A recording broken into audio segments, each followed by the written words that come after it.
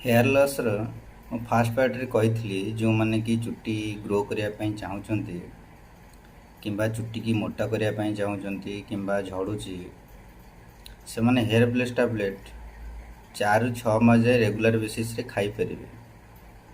किंतु जो माने शीघ्र चुट्टी बढ़ाई चाहूँगी किंबा जो मानकर आवश्यक अच्छी जो मानकर संबल अच्छी किनिया से किसी टिप्स दूची। तो फ्रेंड मेडिसिन उपर आलोचना करने पूर्व मो फार्मासी विजय स्वागत कर मोर चैनल चिकित्सा।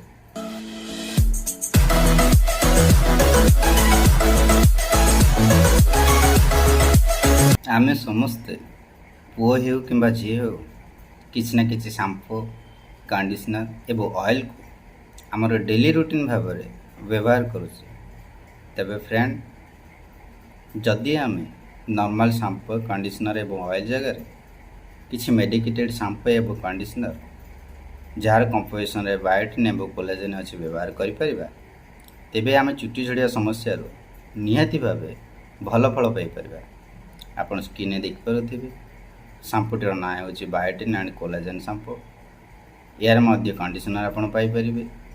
जदि आपण को मार्केट रे कंपोजिशन यही ब्रांड यही शैम्पू किंबा कंडीशनर मिलूना तेबे आपण सेकेंड चॉइस रे स्क्रीन देखुवा शैम्पू एवं कंडीशनर को व्यवहार करें।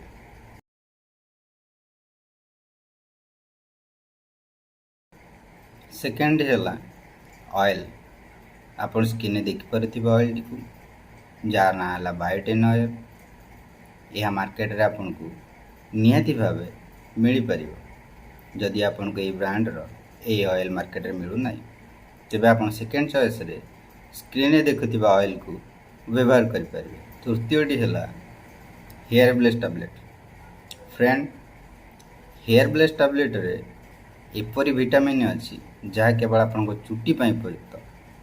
यही टैबलेट को आप डेली बेसिस रे 4 ରୁ 6 मास जाए खाद्य पर गोटाए लेखा खाई पारे।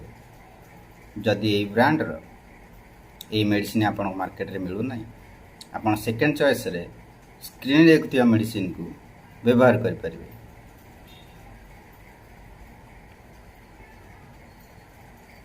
चतुर्थ है टैबलेट इवियन।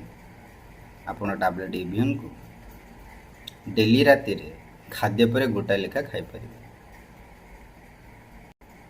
पंचम है टैबलेट लिम्सी। लिम्सी टैबलेट को मध्य आपन राति रे खाद्य पर गोटाए लेखा खाई पारे। तेबे फ्रेंड ये थिला हमर चुट्टी झड़ीबा चुट्टी पाचिबा एवं पतला हो जीवार समाधान। तेबे फ्रेंड आज एतिकी। नमस्कार।